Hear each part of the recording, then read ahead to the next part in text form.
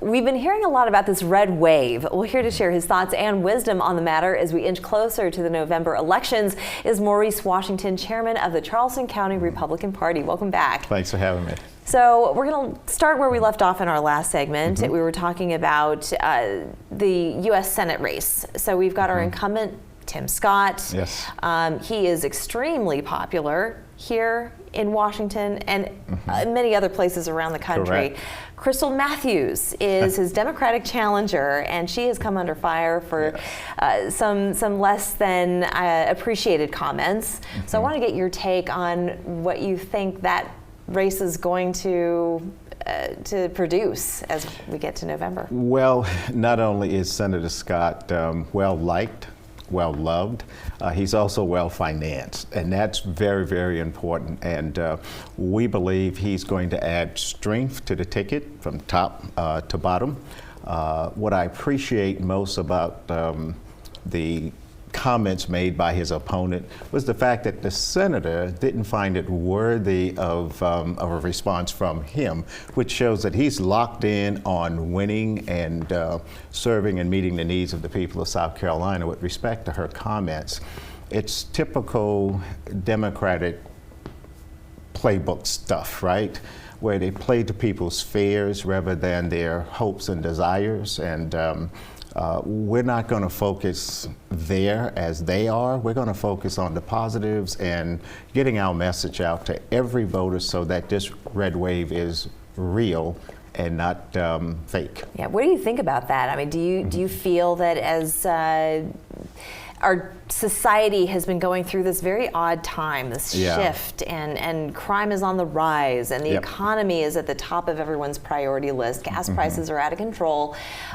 These are the issues that matter most to people. Absolutely. So do you think, in the broader scheme of things, not just here at home, but when we're talking about the Senate, when we're talking about the House, do you think we're going to exceed the number that we need to secure those two members?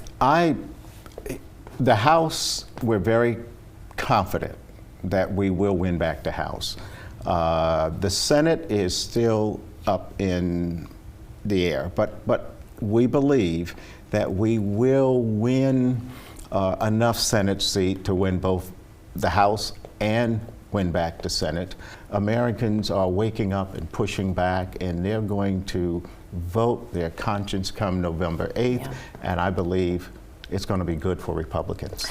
And so when we're talking about District 117, the one that Crystal Matthews does represent, she is opposed by Republican Jordan Pace. Jordan Pace, that's correct. Yeah, so do you think that with everything that has happened, that she could very well not just lose the Senate race, but also lose her district seat? Well, she's chasing two rabbits. Right. And you know what they say, if you try to chase two rabbits at the same time, you'll end up catching, none of them, right? So we anticipate that she will lose both her state house seat and, of course, resoundingly lose to Senator Tim Scott for the U.S. Senate race. Interesting. Moving on to the governor's race. Yeah.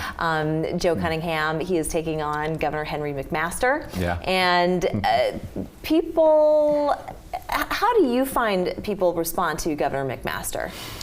Well,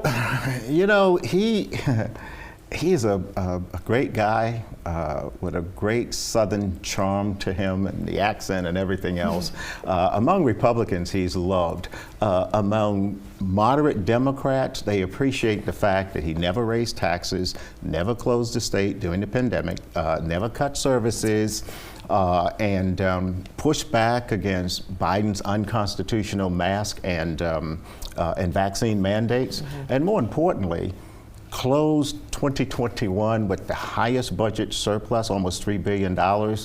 In addition to that, the lowest debt in the state's history, and an incredible rainy day fund. So on point, industries invested almost $3 billion, or pledged to invest almost $3 billion new dollars into South Carolina economy, which will equate to over 3,000 new jobs for South Carolina citizens. So this is a popular governor doing a great job, and I can't see his weak spots that Joe will be able to go after. I mean, speaking of, though, being popular, Joe Cunningham certainly has his fans. And he does. Yes, and he did lose to Nancy Mace, who is being challenged by Dr. Annie Andrews.